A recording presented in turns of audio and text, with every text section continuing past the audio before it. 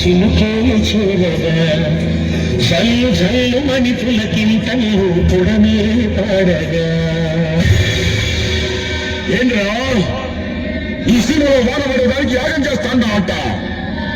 నన్ను ఈ సీమలో అడుగు పెట్టొద్దన్నావంట? సీమని సొంతమా?